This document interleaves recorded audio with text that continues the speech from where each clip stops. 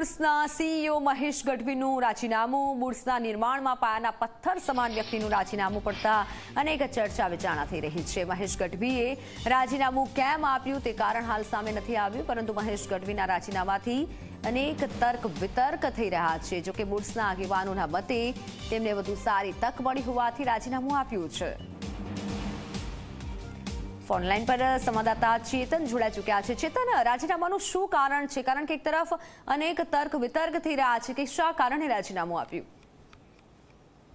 જી બિલકુલ થી સુરત ડાયમંડ બુર્સની વાત કરીએ તો એક સાંધે ત્યાં ચાર તૂટે તેવો ઘાટ હાલ સર્જાયો છે. ખાસ કરીને સુરત ડાયમંડ બુર્સની વાત કરીએ તો જે સીઈઓ છે મહેશ ગઢવીએ એકાએક જે રીતે રાજીનામું આપ્યું છે, જેને લઈને અનેક જે તર્ક વિતર્ક છે તે ઉભા થયા છે. મહેશ ગઢવીની વાત કરીએ તો ડાયમંડ બુર્સનું જે નિર્માણ છે તે કાર્યમાં મહેશ ગઢવીનો જે કામગીરી છે તે પાયાના પથ્થર સમા ગણવામાં આવી રહી છે. બેંકોની શાખા, અમૂલ સુમૂલ ડેરીના રેસ્ટોરન્ટ પાર્લર બંધ થઈ જતા જે મેસેજ જે છે તે હાલ વાયરલ થયો છે.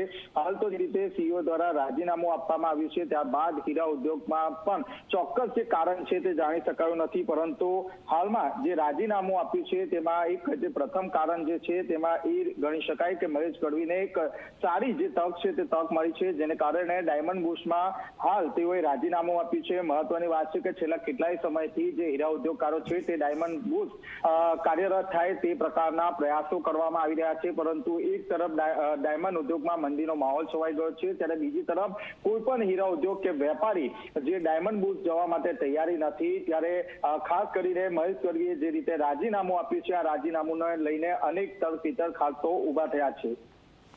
બિલકુલ, આભાર માહિતી બદલ ચેતન.